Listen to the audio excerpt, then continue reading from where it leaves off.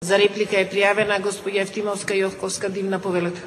Благодарам, подпредседателке. Ке се сложите, колешке Абировиќ, дека Зоран Ставлевски како министер за финансии во владата на Република Македонија е најодговорен за водењето на економската политика во државава. Следствено на тоа, Зоран Ставлевски како министер за финансии е и најодговорен за катастрофалната економска ситуација во државава, за задолженоста, сиромаштијата и енормната невработеност.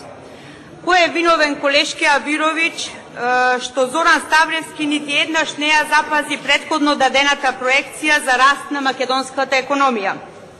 Зоран Ставлевски нити еднаш не ги запази првично проектираните износи на буџетските приходи и расходи. Зоран Ставлевски е директно одговорен за отсуството на продуктивни инвестиции. Тој е и директно одговорен и заради тоа што износот на средства во буџетот за капитални инвестиции е понизок драстично од ставките за договорни услуги. Зоран Ставлевски не реализира нити една инвестиција во инфраструктурен објект. Дозволи парите од стопанството и граѓаните на Република Македонија да завршат на коруптивниот проект Скопје 2014. Министерот за финансии е виновен за зголеменото задолжување на македонските граѓани.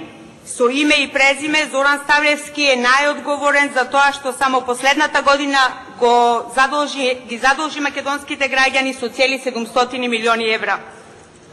Одговорен е и за лошите состојби во Фондот за пензиско инвалидско осигурување и за состојбите во Фондот за здравствено осигурување.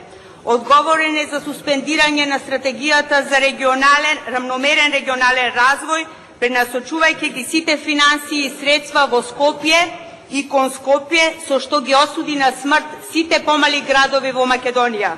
Што ресен и преспа имаат со спомениците во Скопје, кога 2 дена немавме струја и вода и се вративме на коритата за перење кој што во 90-тите години ни ги прогнозираше Клюцев. Зоран Ставлевски е прв министер во Република Македонија кој како змија нозе крие колку и кому должи владата. Ќе остане запаметен и како министер што си ја овозможи таа можност за законско неплаќање на владините долгови кон фирмите. Одговорен е и за тоа што денес владата е најголем должник и неплаќач на долгови. Следствено на она што досега беше речено, Зоран Ставлевски треба да ја напушти министерската фотелја. Благодарам.